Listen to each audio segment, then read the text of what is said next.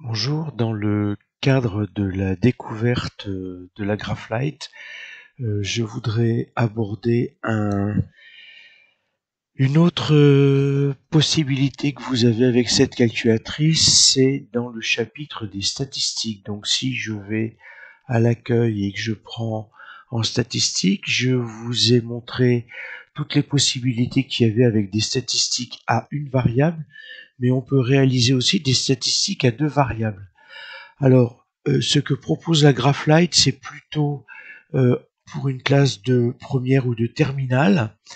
En seconde pro, j'ai réalisé, c'est pour ça que vous avez ça, j'ai réalisé 2 vidéos sur ce qu'on appelle la méthode des points moyens ou la méthode de Mayer.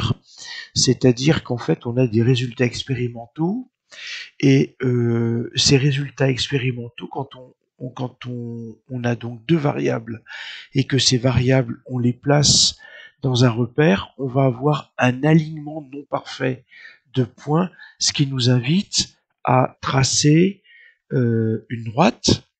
C'est ce qu'on appelle la droite de régression. Ça permet éventuellement de faire des intrapolations, des extrapolations. Et puis, vous avez ici la possibilité de travailler avec deux variables. Donc si je vais ici, j'ai rentré les valeurs. Alors ces valeurs, c'est des valeurs complètement au hasard, hein, mais imaginons que on soit avec euh,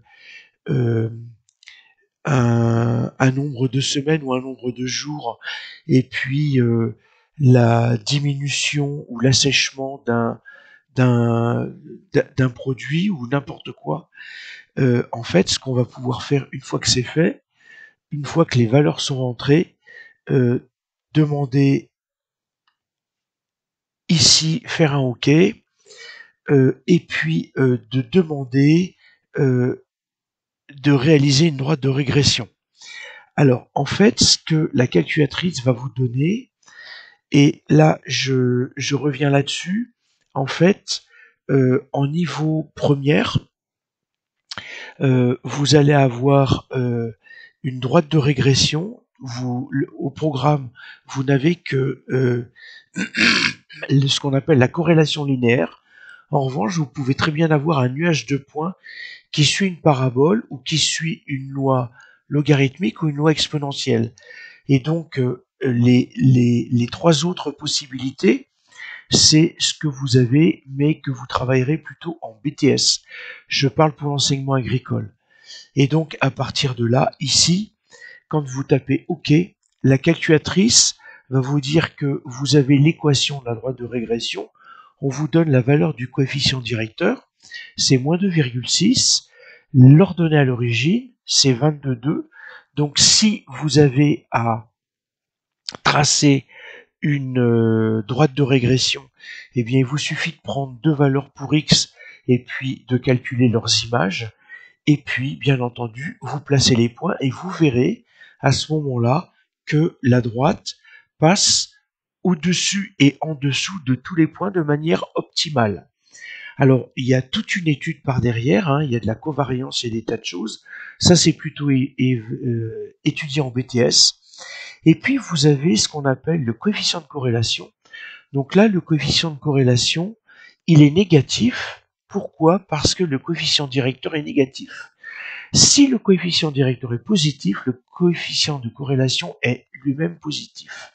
C'est une valeur qui va être comprise entre 0 et 1, et plus vous vous rapprochez de 1, plus la distance qu'il y a entre les points et la droite de régression de corrélation va être la distance va être petite. Et donc, si vous avez un coefficient de corrélation de 1, en fait, ce qui va se passer, c'est que vous avez les points qui sont tous alignés sur la droite.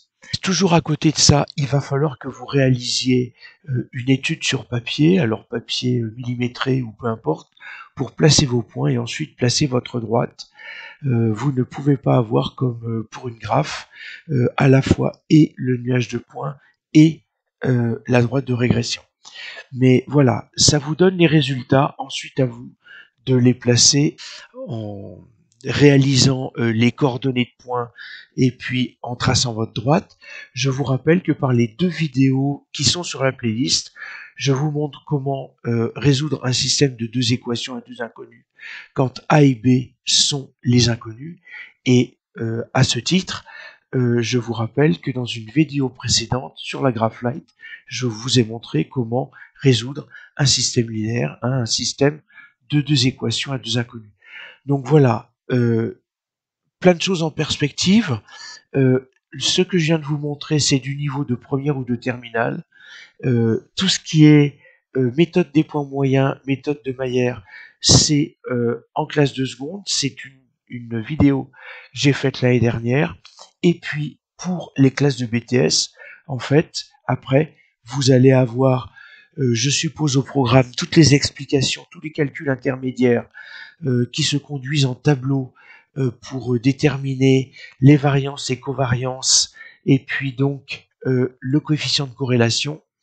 Et puis à partir de là, vous pouvez très bien avoir un coefficient de corrélation que vous allez travailler à partir de données qui suivent une loi euh, logarithmique ou une loi exponentielle ou éventuellement une courbe parabolique.